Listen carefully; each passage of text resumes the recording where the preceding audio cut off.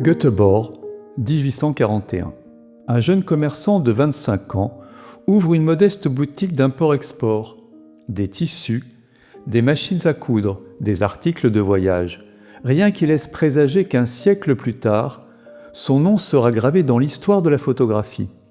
Pourtant, c'est bien là que commence véritablement l'histoire de Hasselblad.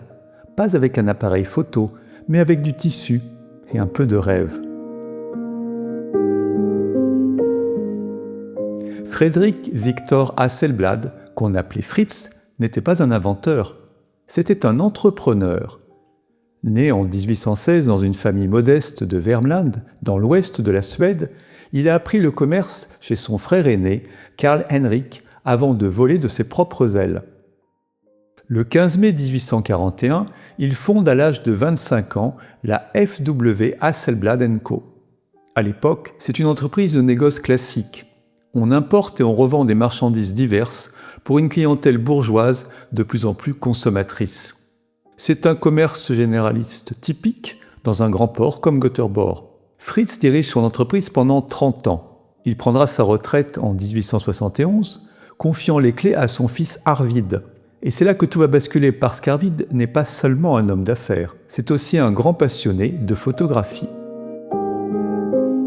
Arvid Victor Hasselblad naquit en 1846. Il rejoint l'entreprise familiale à 23 ans. Mais contrairement à son père, il a une passion dévorante, la photographie. À l'époque, la photo est encore un art complexe, chimique, presque alchimique, et Arvid y consacre son temps libre. Mais voilà le génie d'Arvid. Il ne garde pas cette passion pour lui, il veut la partager. Alors un jour, il convainc son père d'ajouter une division photographique à l'entreprise, et sa phrase est restée célèbre. Je ne pense certainement pas que nous gagnerons beaucoup d'argent avec cela, mais au moins, cela nous permettra de prendre des photos gratuitement. Ironie de l'histoire, cette division gratuite deviendra le cœur battant de l'entreprise. Mais Arvid ne s'arrête pas là. En voyage en Angleterre, il rencontre un certain George Eastman. Ce nom ne vous dit peut-être rien, et pourtant, c'est le fondateur de Kodak. Et cette rencontre va tout changer. Dès 1888, Hasselblad devient le distributeur officiel de Kodak en Suède. L'entreprise familiale de Göteborg s'ouvre au monde. Arvid Victor meurt en 1907. Un an plus tard, la division photographique devient une entité indépendante, Hasselblads Fotografiska AB. La fondation est posée, mais ce n'est que le début. Arvid reste un maillon essentiel qui a permis à une modeste entreprise de négoce de Göteborg de se transformer en l'une des marques les plus emblématiques de l'histoire de la photographie.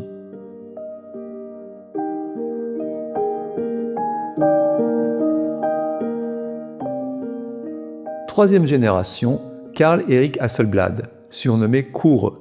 Né en 1874, il n'est pas seulement un homme d'affaires, c'est aussi un ingénieur chimiste. Diplômé de l'Institut royal de technologie de Stockholm en 1897, il porte une rigueur scientifique que l'entreprise n'avait jamais encore connue. En 1908, il fonde officiellement Hasselblads Fotografiska AB. Sous sa direction, l'entreprise construit un réseau de laboratoires photo à travers toute la Suède, 9 villes, des bureaux à Stockholm et un partenariat Kodak qui durera 80 ans. Mais l'héritage de Carl Erik dépasse les chiffres d'affaires, parce que Erik a un fils qu'il envoie étudier la photographie à Dresde, en France et aux États-Unis. Un fils qu'il présente personnellement à George Eastman à Rochester. Et ce fils s'appelle Victor. C'est Victor Hasselblad qui va changer l'histoire de la photographie pour toujours.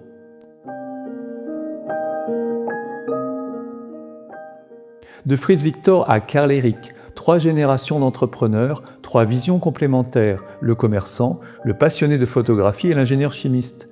Ils n'ont pas inventé l'appareil photo qui fera la légende de leur nom, mais ils ont bâti l'entreprise, le réseau, la culture d'excellence.